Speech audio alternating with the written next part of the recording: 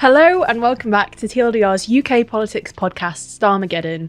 I am your host this week, Georgina Finley, and I'm joined by TLDR's UK politics meister, Whoa, are we not Ben Blisser. I don't think so. We're going to just start doing repeats soon. Yeah. Or hopefully I'm not being tracked. So if we cycle back round... They'll never notice. They'll never know.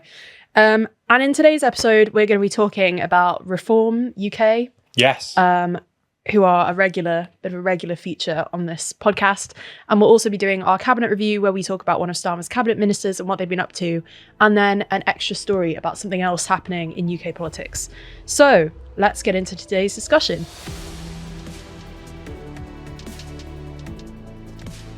And in today's episode, we're going to be talking about Reform. Previously, when we've talked about Reform, it's normally about their continued polling surge. Yes. But that is not the case for today's discussion. No. So can you tee us up? Yeah, so I think it's fair to say that in the last year, obviously, we've seen an absolutely massive rise in the polls for Reform UK, particularly after the election last year. I think it was earlier in the year, in about January or February, they'd overtaken both the Conservatives and Labour and kickstarted a number of discussions about the end of the sort of two-party system, or at least the end of the two-party system being focused on the Conservatives and Labour.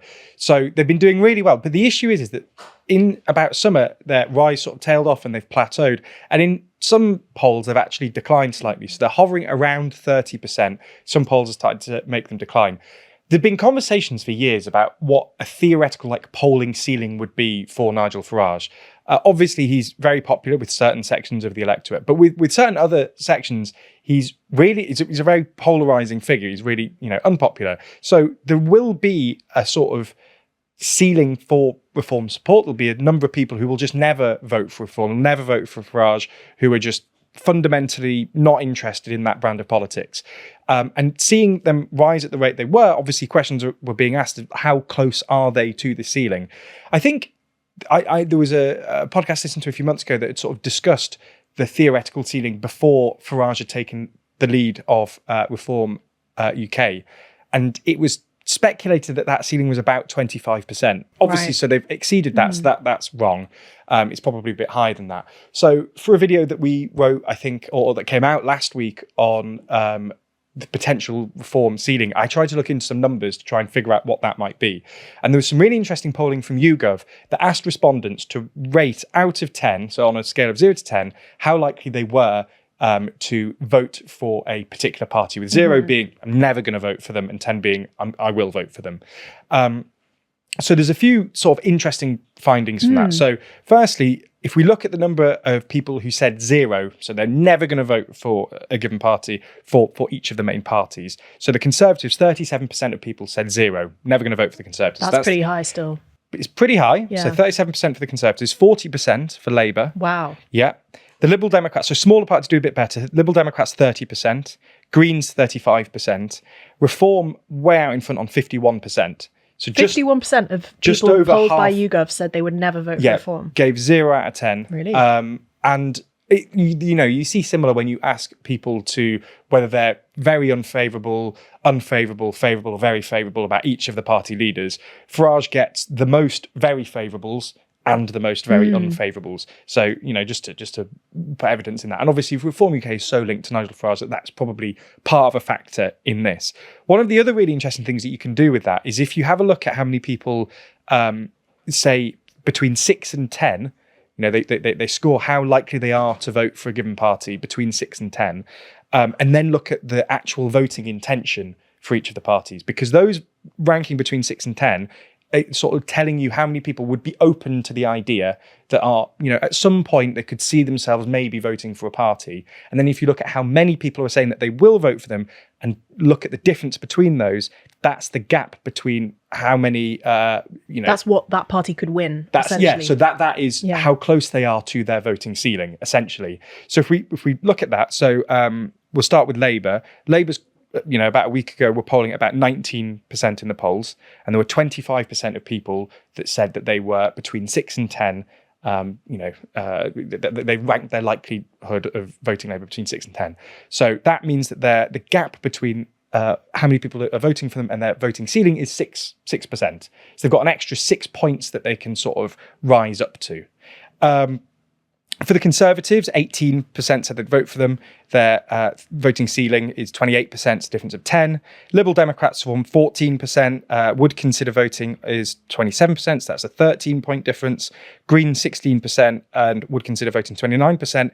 Reform, though, 26% of people said that they would consider voting for them. 27% said they'd consider voting for them, and 26% said they would vote for them. Okay. So that means there's only 1 point. So Which suggests they are at which their suggests that they pretty much are at their ceiling. And that's sort of consistent with what we're seeing in the polls at the minute, with that plateau and even slight decline. But there's just not much more they can move into. So out of those parties you've listed, the Greens are the party with the biggest gap. Both 13 points. Yeah. From respectively what to what again? From how many people said that they would vote for them and what tomorrow. were the numbers for each of those parties? 14 for the Lib Dems and 16 for the Greens. Yeah. And then so that's their voting intention. How many people said that they'd vote for them if there was an election tomorrow? And the different, so that, and then the other number, so for the Lib Dems, 27% and 29% are those that have ranked between 6 and 10 of their likelihood that they'd vote for that party. So that's, people you could potentially win over. So, and what was the Tories' upper figure again? So that was 28 and they're on 18, so 10. According to that, this isn't polling. It's not perfect polling. There's all the caveats that apply. Yeah. And it's only an individual poll. But this does lend weight to the idea of the UK now being in a multi-party political system, where if you've got, according to that, upper ceiling, Reform on 29, the Greens on 29, the Lib Dems on 27. 27. Tories so Reform is in what? Voting intention or would consider voting? Would consider voting. So the upper ceiling for all of those 27, parties. Labour 25, Tories 28, Lib Dems 27, Greens 29. So realistically, roughly, they're all kind of the similar, same. yeah. Yeah, which is crazy because that does show you that there's so much movement that could still happen in terms of voters switching from one party to another. Something I also wanted to ask before is when you said that so it's 51% of the British electorate, as polled by YouGov, says they would never vote for Reform. Yeah, rank it as 0 out of 10 on their likelihood of voting Reform. Did Reform also have the most number of 10s? So that's an interesting question. And yes, they do. They have the most. I think it's 14% of people say 10. And I think the next closest is the Greens on 10%. So it's 14% for Reform. People that say 10 and 10% for the Greens. So I was thinking 10. You would expect that if Reform are both polling the highest, but also Farage is the most polarising political figure. I thought we might see a similar strength of split on both the 0 and the 10 end. And I suppose all of this is sort of reassuring news, I suppose, for, basically all the other parties. Mainly Labour and the Conservatives. Labour's in obviously a torrid situation. They're really doing very badly in the polls. But there is at least that sort of, they know that there are people that they could win over. And maybe they're looking at this and going, okay, the situation isn't favourable at the minute. The budget wasn't popular. Our messaging hasn't been popular. We haven't made popular changes. But, in a couple of years, people will have forgotten about this. We'll have some nicer policies, some tax breaks, that kind of thing.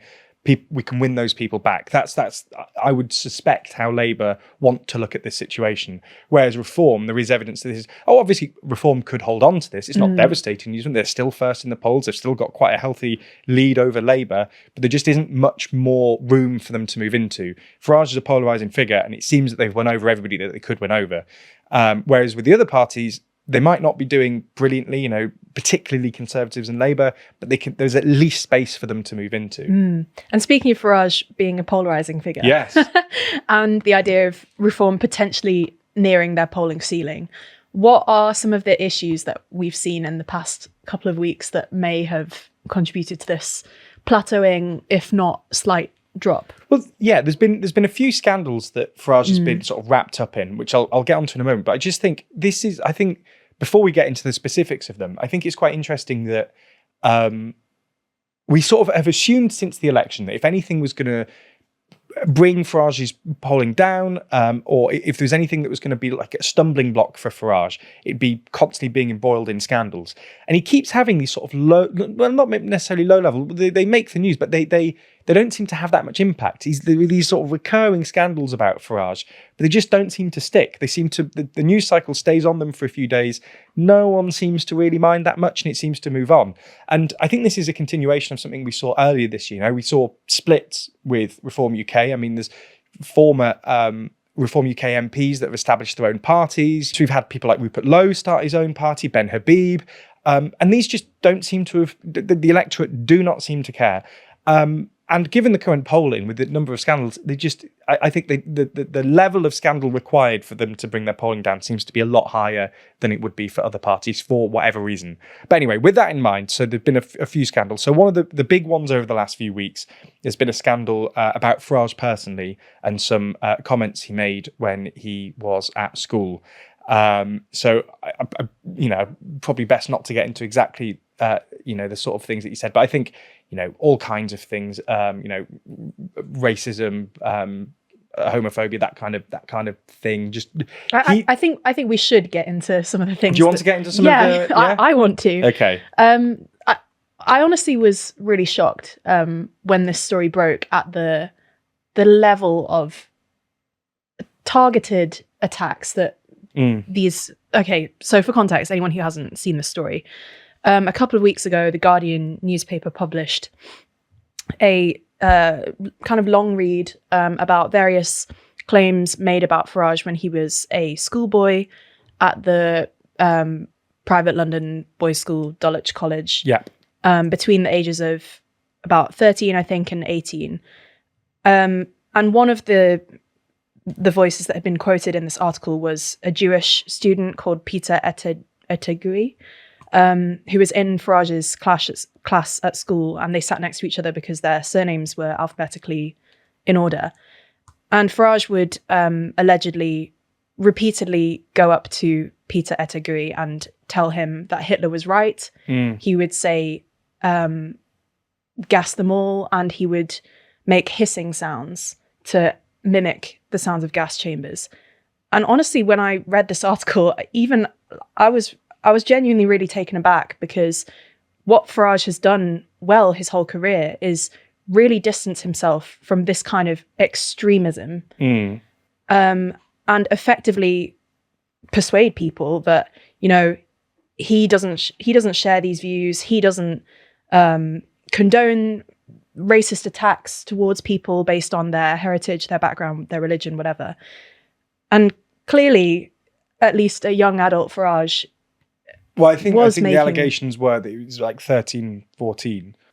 All the way up to 18. So then over the next 2 weeks, basically Farage initially came out and said, this is a load of nonsense. I didn't say these things. Yes. This is lies from 50 years ago. Initially complete denial. Yeah. This is really important. But he's continued this denial. And as each time he's cracked down on, I didn't say this, this is lies, people are trying to smear me, more people came forward from Dulwich College and said, well, actually, I corroborate these accounts. I remember him picking out, kids of Asian heritage, Black heritage, calling them names at school, waiting for them at the school gates. One story again that Farage, as a schoolboy, with one of his friends, would wait outside Jewish assembly and would kind of harass the boys coming out of that assembly. And he's continued this defense over the past 2 weeks of just saying it's lies, it's no load nonsense, I didn't say it. You then had Richard Tice, Reform Deputy Leader, also called it, I think, twaddle. And it's not worked for them. But the other thing is that so he originally had said that he didn't say those things. Then he said that he might have made comments that weren't racist comments that were. He said I have never personally. This is it. I have never personally racially abused anybody, or never directly racially abused anybody. Yeah, so which is not it was one of those very strong caveated defense. things. But I think that at least implies that he's not necessarily denying. That his account of this has gone from just denying that any of this has ever happened to sort of accepting he might have said things, but they weren't directly at people. Like that, his sort of narrative on this has sort of changed from what he originally claimed. Well, he's referred to it all as playground banter, and tried to. But that's very different. It's either it didn't happen or it's playground banter. Like his account of this has changed, right? I suppose, because you could either all of the, because his original thing was none of this happened, didn't say it, this isn't a story, I didn't do it. To then being like, okay, well, it was playground. You're accepting that something happened. You said things that were offensive, but you're No, attempting to justify it. He's not accepting that he said offensive things. But there's a tacit there's almost like a tacit acceptance that he said it, but it's almost like but it was just, as you say, playground banter like that. And I'm not saying that it's the fact that his account across this has changed. I'm not sure I agree. I think he's double each time he's asked about this, he doubles down by evading the question. And honestly, if I were an advisor to Farage, as soon as the allegations came out in the first place, what I would have said to him was, mate, hold your hands up, say, yeah, I said these things, they're awful. I apologize to these people that I hurt, but I was 13 at the time. We all say stupid things at school. And then I think it would have died down. But the problem is he didn't do that. And instead, each time, the story's gone on and more people have come forward and spoken to The Guardian, a lot of whom probably at the first account would have thought, oh, I'm not sure I want to jump on this because it seems a bit like smear campaigny. But then the problem is that because Farage didn't just hold his hands up right at the beginning, the repeated denials then gave an incentive for more people to come forward and say, you know what, I am actually going to say something now because you can't call a group of 20 people liars, which is essentially what Farage has done repeatedly. And so I think they've handled it really badly. And maybe we disagree here, but when you said before that Reform have had a lot of scandals and they've all kind of caused a bit of media furore for a few days and then they've quietened down, this one I don't think will quieten down. This one I think is very different. I think it'll what I mean by that is we haven't seen an effect on the poll numbers. So I think it'll be interesting to see exactly whether this has an impact yet on the poll numbers, because there's been a number of scandals in the last year that have been on the front pages for a number of days. The Nathan Gill story. There's been obviously the splits earlier this year and all that. You haven't seen a decline yet. But again, why I think this is so bad for Farage is it really undermines his claim to have done more than any other politician in British politics to keep out the far right and the extremist elements. Because if he's harboring even an inclination towards those views in himself, which he clearly is, as a result of being unable to say, yeah, I said those things when I was 13 and I'm sorry, they're really bad. Yeah, there's been no apology. I think that will really turn off a lot of more kind of just reasonable Reform voters, of whom there are a lot, I think. And I think the silence that we've heard from Reform in the past couple of weeks, if you think about how much they tend to dominate the news cycle and how absent they've been from it in the past couple of weeks. I saw a tweet someone had done about how there was no Reform representative. There've been no Reform representative on Laura Kuenssberg for the past couple of weeks. BBC have been fairly not giving them much coverage. The only thing I have seen is that there was I can't remember the exact event. There was an event last week and there were journalists there. And he was asked by a BBC journalist about this, about his comments. And his retort was essentially, look at what the BBC was putting out at the time that I was meant to have been making these comments. The Black and White Minstrel Show, for instance, and other, programming that was deeply offensive, that kind of thing. And he's saying, whatever comments I made back then, the BBC were making awful comments and putting out TV shows that were even at the time seen as being particularly offensive. So he was turning this on effectively turning this on the BBC journalists and putting it back on them and trying to bat it away that way.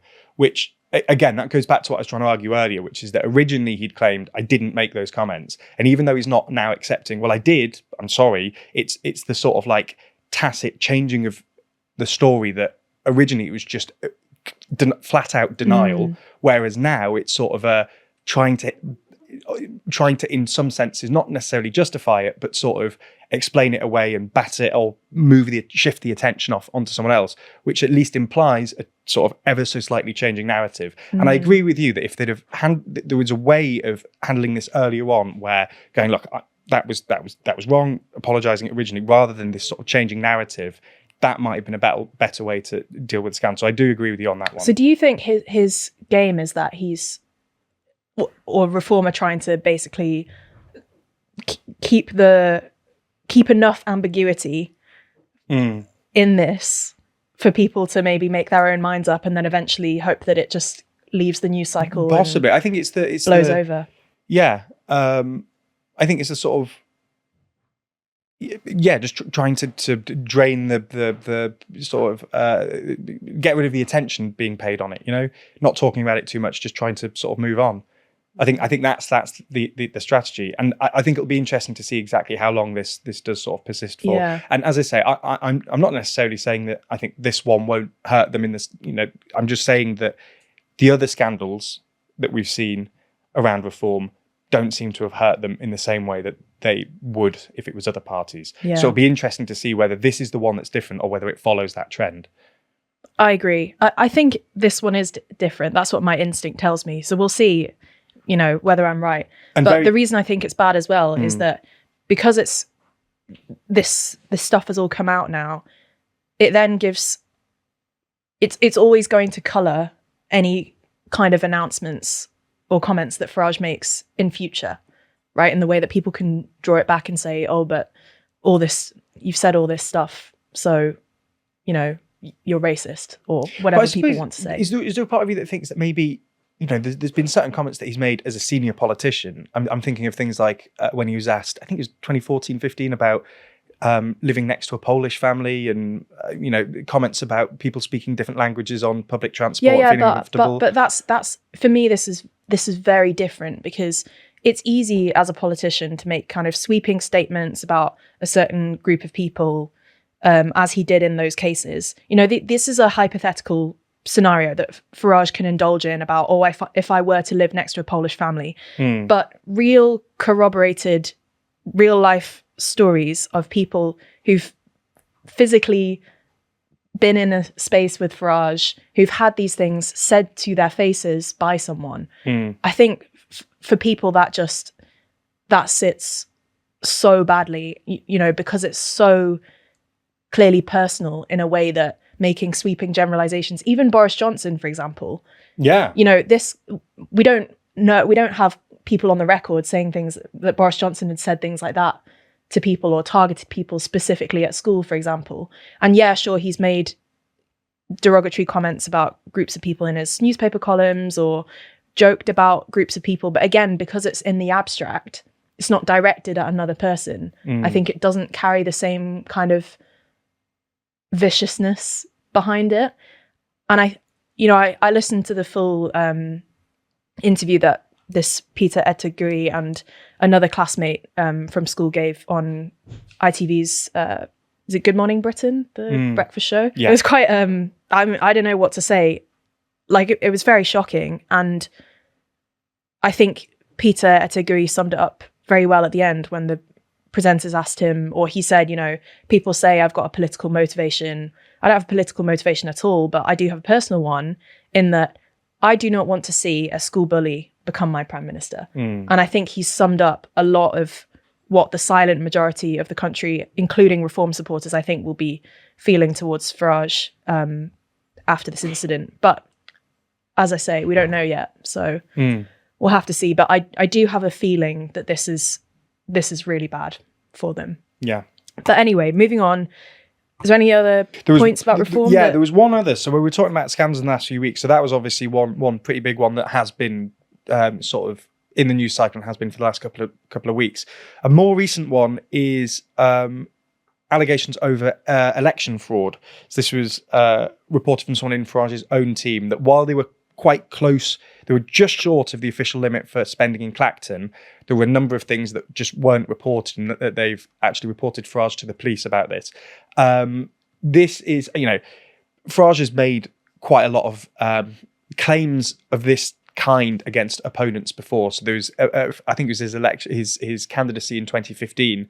He'd made claims against an opponent that was standing against him, and I think there was some evidence found for that. So the fact that this has sort of come back to Farage, I mean, basically there's two sets of campaign limits, one for your national campaign, one for your local campaign.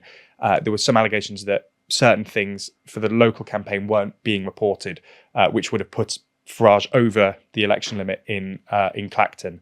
And this comes from someone that had worked with him. So I think that's been in the news. I don't know how long that's that's particularly going to stick for. I don't know how much. I think it's too sort of regulatory and too technical for people to really care that much about. But it does at least give an impression of Farage there being a lot of like scandals surrounding him in the last few weeks, and keeps that sort of momentum of scandal in the news. But again, we'll have to see exactly how long that one holds for.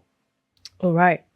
And that was a big section on reform for today's podcast. And we should shout out, as always, our magazine, Too Long, of which we've been packing thousands in the past few days. Yeah, it's been a busy few days. It has. And there's a piece I want to talk to you about in that, but I will come back to it because it ties in nicely with the final part of today's podcast. But in the meantime, you should still go to toolong.news and have a look. This issue was all focused on the new Middle East and the shifting dynamics within and between different countries in the region. Super interesting. I learned a lot. There was I think the way that it was set up, that section, was really good, that you can sort of see how the different countries sort of play off each other, the ways in which they're trying to make themselves unique in the region. I think that was a really good section. Obviously, other sections throughout, there's some really good bits on elections that have taken place. There's the UK section, which obviously if you're watching this podcast, you might be interested in. So yeah, plenty for everybody to enjoy. There you go. Perfect. Thanks very much, Ben. You did my job for me. But with that, let's move on to the next section of our podcast.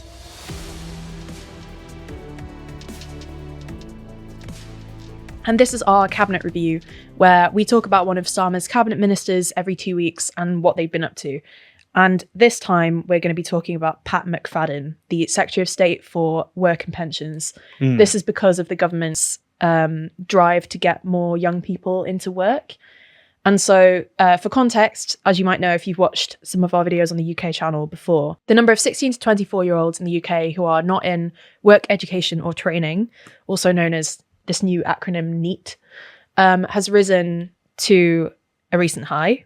12.7% of that age category are not in work. And this could be or training or study. And this could be for a whole load of reasons, including sickness, caring responsibilities, disability,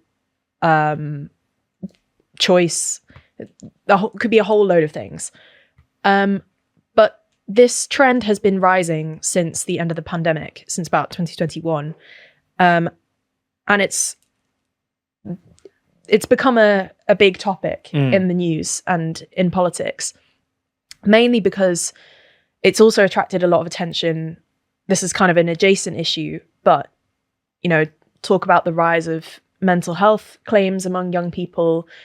And I should also say within this 1 million 16 to 24-year-olds who are out of work, a quarter of them cite long-term sickness or disability as their reason for being off work.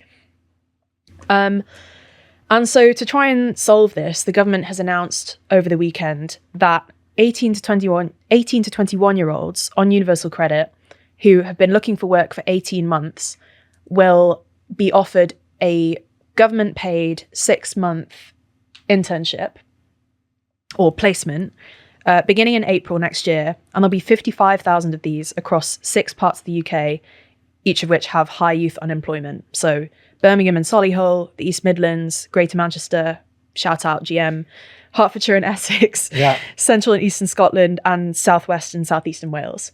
And the idea is that by 2029, the government will have created 350,000 new training and work experience placements. And there's a pot of £820 million that's been set aside for this. And as part of the scheme, people will be paid for at minimum wage for 25 hours a week at their placements across various sectors: construction, healthcare. Can't remember what the other one, retail, possibly. Do we think 55,000 sounds like a lot in the context? I guess it does, but I was a bit confused by the numbers. I might have to look into it more afterwards. But the BBC article that I was reading seemed to suggest that the government thinks it's going to sign up 1,000 people to start in April, but says it's creating 55,000 places. Yeah. So I'm a bit confused on the numbers front. Yeah, I'll have to look into it. But the other element of this is that the government are saying, if you're a young person in this situation, so if you're an 18 to 21 year old on universal credit and you've been looking for work for 18 months and you turn down this placement without a valid reason. Yeah, valid reason, something kind of phrasing like that, then you'll lose your benefits. Right. So this has spooked some people as well. But it was interesting listening to Pat McFadden talk about this on the TV yesterday, because he was admitting, this is a new problem, as in this sudden rise since the pandemic of neatlessness among 16 to 24 year olds. And he was like, we don't fully understand what it is or where it's coming from. So the government's also launched a review into this neat situation. And there's various competing theories about why that might be the case. Some critics are arguing that the Labour government's 2024 budget was really bad for young people because of the rise in employers' national insurance. AI as well, presumably with graduate jobs. That's a possible factor. There's a video that we're doing at the minute that should come out soon on the ways in which younger people are sort of losing out. And there's evidence that in certain sectors, I think particularly in the technology sector, there's been a massive decline in graduate jobs. And that's mainly because they're just using AI to do jobs that would have been done as like a starter role in a company. Obviously that combined with Labour's budget last year and making it more expensive to hire new people, that's really quite bad. And obviously just the wider sort of economic situation, I presume. Yeah, for me, when I think about it, just instinctively, my first response is, but surely in any economic crisis, young people are always the ones who get shafted, essentially, by a lack of jobs, by lack of support, whatever. And we are still technically kind of still in the post-pandemic recovery phase, you could argue, combined with general economic slowdown the world over, issues with trade and growth in the UK as well, economic growth. And for me, it feels like just a symptom of those factors rather than overdiagnosis of ADHD or whatever, which is something that we hear a lot about. But I don't know, and I will be interested to see what this NEAT report, which I think is due to be published next summer, will say, because it's clearly a problem that's attracting a lot of media attention for whatever reason. And we'll have to see whether this placement scheme makes a difference as well. I guess one of the risks with it is possibly that despite the threat of losing their benefits if people don't take on these jobs, there's also a risk that if it's just a 6-month long placement, is that going to lead to guaranteed work at the end of it? Especially if it's government funded, right? Yeah, exactly. And also, it's not clear which employers are signed up to run these schemes yet either. Do you think it'll work then? I guess no. It does sound like that's the way you're going with it. It does sound like that's the way I'm going. I think it's a start. It's something, right? Like, even if it helps, even if it does help just a few hundred people or 1,000 people get into work and get on the career ladder career ladder. That's funny. Oh God. I don't know why I did that. Anyway, then, at least it's helped someone. I suppose it does cost nearly $1 billion though, right? Yeah, that's true. So that it's not exactly free. No. Okay, well. Yeah. Yeah. Well, I don't know. Basically, I don't have high hopes, but best of luck with it. Government. I hope it goes well for you. Anyway, let's move on now to the final section of our podcast, which is quite a possibly fun / really cringe, actually, final story for today. Yes. Which is Labour's pivot to digital media. Yeah. And this gives me an opportunity to shout out that piece that I wanted to mention to you before in our magazine.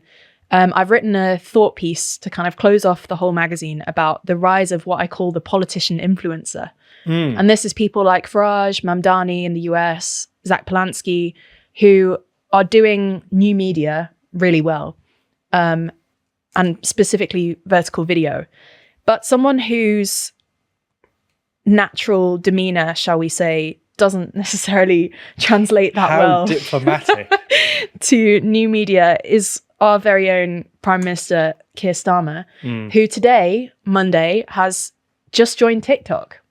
Yeah, so he started his own TikTok, but number 10 already has their own TikTok. It's worth pointing out. So I do think some of this hype is ever so slightly overblown. But the only video they've put in there is him doing the Christmas lights, switching the Christmas lights on, and it's just another sort of just generic government video of him, somebody else filming him walking down a corridor. I think he'd say something about, I don't know, the future or something like that, and it's just classic Starmer. He's just got it. The reason that TikTok works for those people, the reason that vertical video works for people like Mamdani and Farage and Polanski, is because they've got some personality and they can show that off in the vertical video format. Whereas Starmer is a lot of things, but I think we can all agree that he's not the most charismatic of leaders. There's not much that you're not showcasing much there, would be my argument. You're sort of recoiling at my... No, I agree with you. You have to have a certain personality to be able to communicate via these new means. I just think that it's one of those things where you've got a group of people that, in the background that are looking at people like Mamdani and going, well, why don't we just do that? Why don't we just do something like what he's doing? And they're missing the key thing here is that Starmer isn't Mamdani. Like he's not Farage. He's not, Polanski. He's not, that works for them because they are who they are and that they've combined their personality with that communication method. You can't just try and emulate it with other people and have it work. Like that's not how these things. That's not. I'm so skeptical that this is going to change anything. Yeah, I think I agree in terms of Starmer's perception, especially among young people who will be on TikTok. But this is also the reason I wanted to mention it on the podcast today. Is it's kind of part of a broader push within the Labour Party for MPs to go digital and for them to get on TikTok and to get on Instagram Reels and to be doing this kind of vertical content. So also within the past, I think, month, maybe weeks, I can't remember, we've seen a viral biscuit, this... So Gordon, I know, Gordon Mickey, the Glasgow South Labour MP, went viral on X for doing this. Was it actually viral, or was it just among the... Yeah, it's got 3.3 million views on X. Right. I always assumed it was just the sort of politics people that were getting a bit hyped, but it actually was. It got decent numbers. Apparently, yeah. Right. I haven't read the comments on X, so I'm not sure what people are saying. Probably just abuse. That seems to go around a lot on X these days.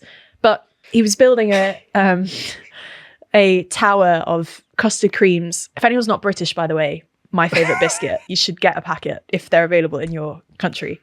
Custard creams and bourbons. Also good British biscuit, but not as good. Anyway, see, now we're talking about biscuits. This is how they get in our heads. And he was basically trying to explain the debt to GDP ratio using towers of biscuits. And this then sparked another Labour MP, Richard Bergen of Leeds East, to use loads of packets of Sainsbury's Fusilli. Oh, I did see that one as well, yeah. Yeah, I do despair. I actually do despair at the state of what politics, democracy, and... But this is my exact point, is that those two, they're doing the same thing, but one of them firstly had the idea first, and secondly was just quite a charismatic guy, and the other one's just nicked it and is hoping to do it, just go, right, if we do the same thing, it'll be fine. And it didn't work. That's exactly my point with this, is that you can't just nick what someone else is doing and hope it'll work for you without the sort of similar sort of personality or ability to come across as charismatic or charming on these things. Like, it just doesn't... Yeah. You can't just immediately translate it or port it over, sort of thing. My prediction is that we'll start seeing some pretty wacky stuff on Yeah, I think you're right on that. Yeah. because all of the politicians are going to be thinking, how can I do something that's original and creative? And original and creative, it has to be good as well, right? Like it has to be good. And I think we're going to see a lot of original stuff that's not necessarily good. Well, Polanski did something of like a skit last week, didn't he, about a Christmas pantomime? Oh, I saw that a while ago. With, is it Corey Darla? He's like an Instagram comedian. Yeah.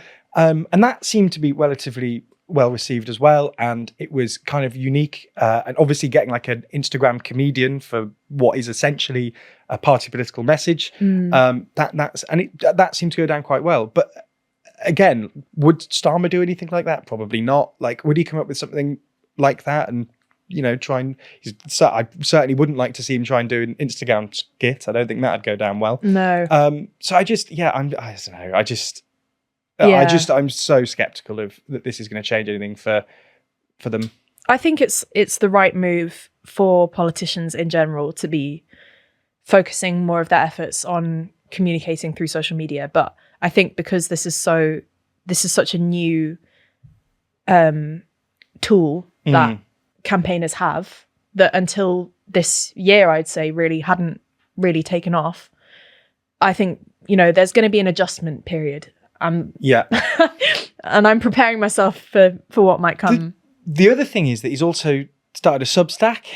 Of course. And he's got a Reddit account as well.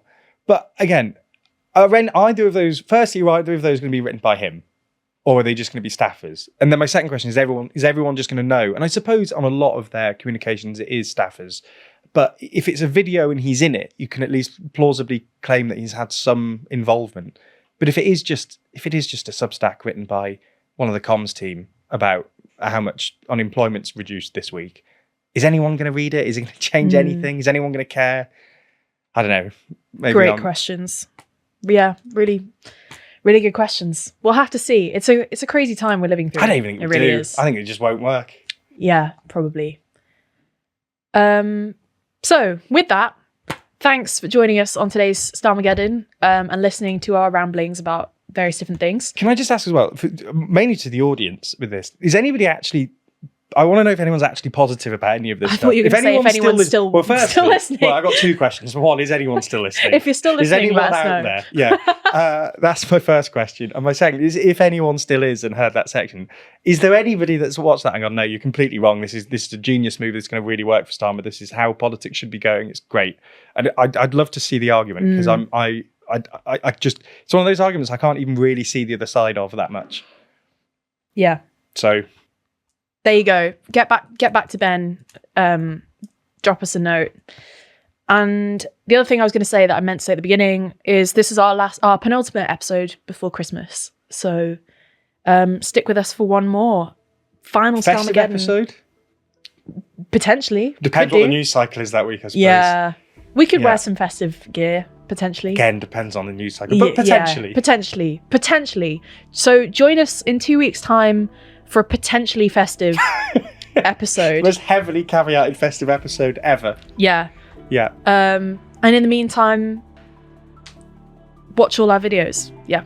Have a good one. Bye.